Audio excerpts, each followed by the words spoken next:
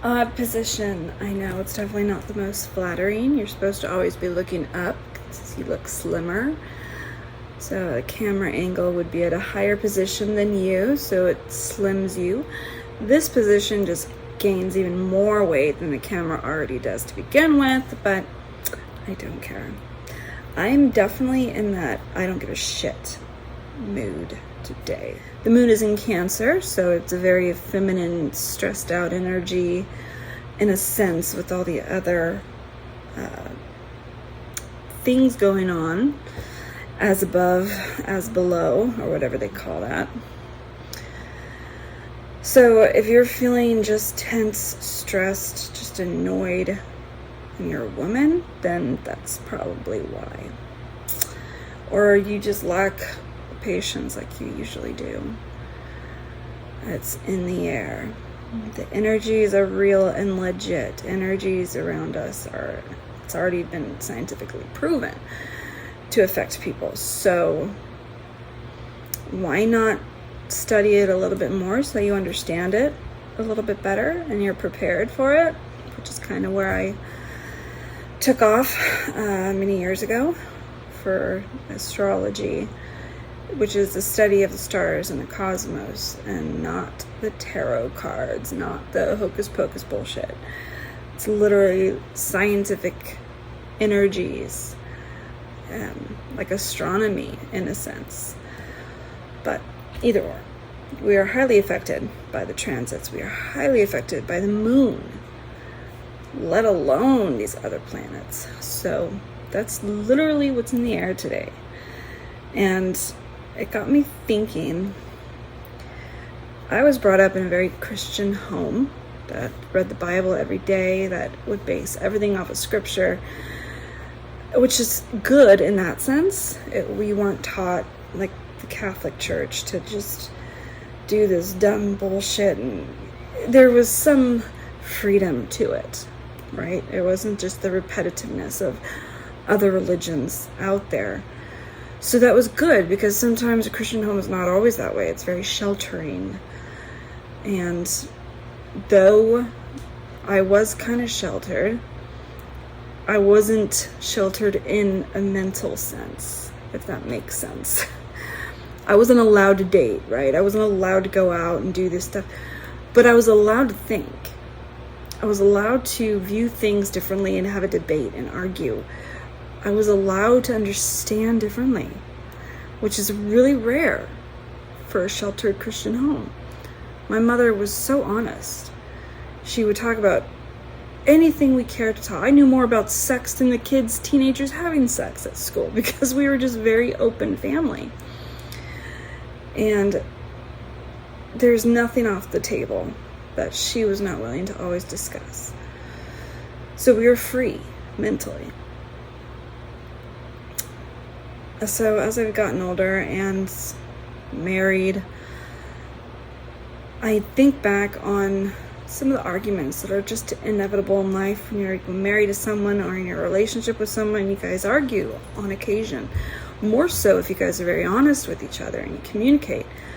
You will argue less if you just conceal some things. So if you don't believe me, try talking about stuff, anything and everything, and you'll be fighting a lot more than you think you do. But that's also good. That means we're very honest, we're straightforward, and we tell each other everything.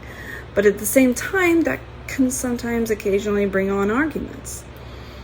And I read all these stupid Christian self-help books, especially on Focus on the Family. They just push these unrealistic books of a wife submitting or being patient and being kind and responding to mean words with a gentle word. You know what? If there's anything my marriage has taught me, is my husband respects me more when I have something back to say.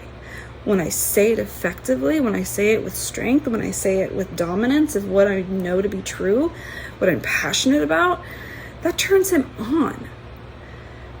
Having healthy debates is what strengthened our relationship. Not me shunning and bending over and say, okay, I'll take it some more. No. Well, he likes that too, but not in the sense that I'm talking about. you got to know how to debate, and you got to know how to talk. And a lot of times it's like, it's lacking in today's generation. People are afraid of confrontation. They're afraid of talking and speaking their truth. They're afraid of disagreeing. Where's my safe space? I get it. There's a need for that, but I think it's become a bit too much. That we're losing the gift of debate and disagreeing. Because when I talk and disagree with some people, and some people just don't want to talk, which is fine. But those that want to talk, I've learned from, and I've sometimes changed my perspective to theirs, because that's what's needed, especially in relationships. And so, if anything, this book that I'm in the middle of writing, there's going to be a whole chapter on that when it comes to relationships that is so needed, but yet not talked about. You want to avoid arguments? No, you want to pursue them. So you really know each other, and pursue it early on. Get that all out. Debate, argue, fight. Obviously not physical. Fight with words. Get that out of it and right there on the table, and that will make or break your relationship or your friendship. But speak your truth. Be honest. Don't hide from it. Be an expert debater, as I am. Because honestly, that same passion you have for speaking your truth falls into your relationship, your marriage, and it helps it. It's odd, it's weird, but that is literally helped my marriage. When my husband and I have had good debates, and I'm a Latina, so I can get loud and passionate, and people couldn't attribute that wrong, which is them being racist or not checking themselves just because I'm being loud. They want to be intimidated when that's just a Latina in me. My black friends are the same way. It's because we are minority or colored, or just that ethnic side of us, that it's like center point to oftentimes white honky ass people. They don't get it. They're intimidated by it. And I am married to a blonde-haired, blue-eyed German man, and he loves it. And obviously we don't love fighting, but he knows where he stands. We speak our truth. We debate. We say what we think, and there's no gray zones. You can't have that in any friendship or relationship.